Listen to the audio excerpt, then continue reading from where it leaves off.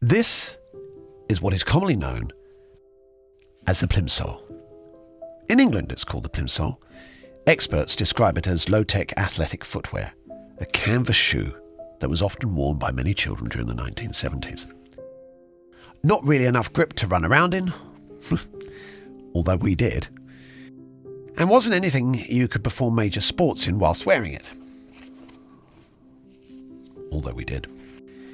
It stunk after being used. In fact, it stinks at the time of purchase. It's not the most attractive shoe in many ways. No sparkles, no funky laces, nothing special, no brand name. The Plimsoll was nothing but an excuse to place rubber on the bottom of your foot. After extensive sporting use, the canvas would give way and out popped your toe, as well as the whole sole wearing thin. So much so that the little grip that there was became an opportunity to slide more easily on concrete. In any event, I thought I would introduce you to the concept of the Plimsoll and the word itself, so that this story and the rest make sense. We played team sports in the junior school, like rounders. That's rather like a rudimentary form of baseball. And five-a-side soccer. I'm obviously saying soccer for my American friends. But if you're British, you will understand I mean football. That's real football. The one without the shoulder pads and the Formula One crash helmet. To be a member of a team is a thrill. And to some, it's a real honour. Especially if you're picked for your skill. The chess team, the basketball team, the hockey team, the debating team. There are loads of teams. It was rare if I was ever on a team. If I was on one, it was because I was the last person chosen. And of course, I would like to tell you some heroic story of scoring an amazing goal or outwitting an opponent, but it never happened. But I do believe in the miraculous possibility of superhuman change. But I'll come to that later. In the final year of my junior school, every day at the age of 10, I would look at the list of names on the school's public notice board that was hung across the hall just outside my classroom. I wasn't looking for my own name. I was always interested as to whom had been chosen for the team. The football team. I knew who the goalie was going to be. It was always going to be Paul. He was tall and athletic and very sporty. Nicky was short but fast, and he had great skill. So I was very happy to see their names up there, and always happy to hear how the school did. In the school assembly, children chosen from the team would give a report on games won and games lost against other schools. Often you would hear the phrase in the report, "It was a good game and we all enjoyed it," even when they lost, which is a great lesson in and of itself. As a side note, I remember one of the members of my class giving a small speech in assembly about the Battle of Hastings. Gillian was obviously a member of a team and must have got her speeches completely mixed up, as she ended her speech on the Battle of Hastings with the words, "It was a great war and they all enjoyed it." One day, whilst walking to my class, on the notice board, I saw a name at the bottom of the list. I had to do a double take. I recognised the name, but it was evidently a mistake. It looked like my name. I remember being very confused, and then I fully comprehended what was in the box. My name was in fact on the list. I was so thrilled. I can't remember telling anybody at school. But I did go home And I did tell my parents. I remember my father being somewhat disbelieving. The next official game was on the following Saturday, and I wanted to make sure that I was ready. Early Saturday morning, so unusual was the news that I was part of a team, I somehow had forgotten my surprising involvement in it. I then realised that I was supposed to be meeting at the school for 8:30 a.m. Oh gosh, I rushed downstairs and told my mum, "Mum, we're late for the football game and I'm on the team." My mother and I raced to the school. Everyone was ready, and of course they were waiting for me.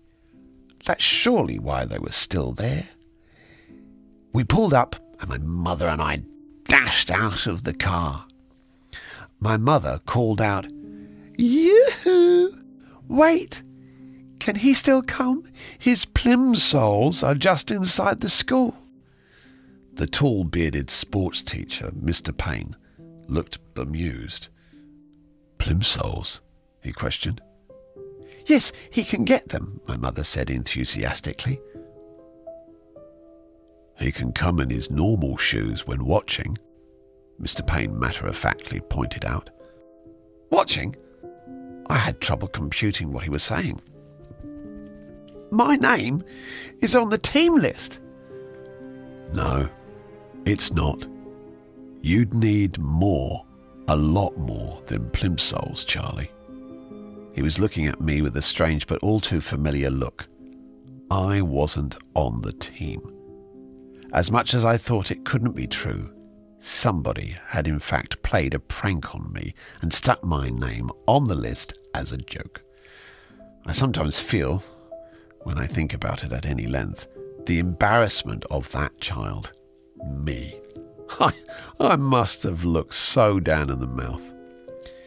"It would take more than Plimsolls, Charlie."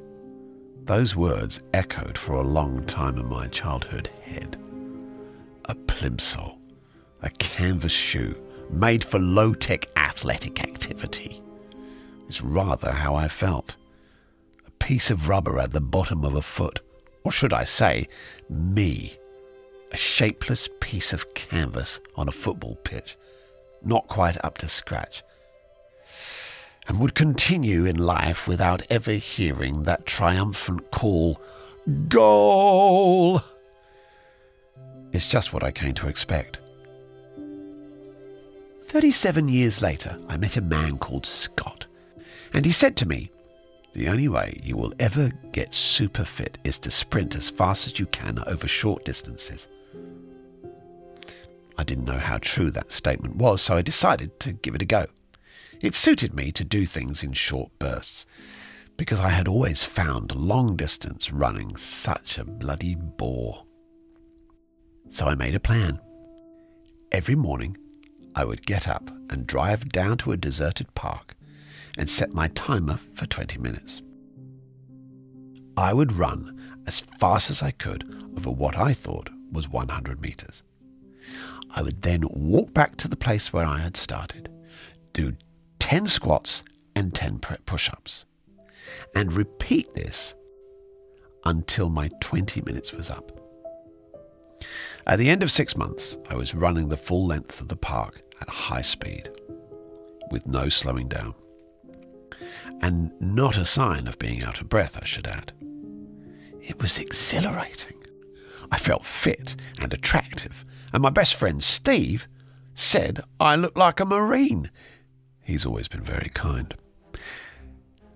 As my late wife became sicker and sicker, she lost the capacity to walk by herself unassisted. So if she needed the bathroom, I would act like a human Zimmer frame and steady her until she was seated. While she was in the bathroom, I would jump in the shower really quickly so I could be with her to tend to her needs and also get myself ready for the day. At the beginning of 2016, September 2016, only a month before she passed away, my wife and I were in the bathroom, and I stepped out of the shower to grab my towel. She looked at me with admiration and said, in what was a very shaky, weak voice, "Darling, you look hot." I stared at her, mystified. "In 20 years you have never once called me hot," I protested.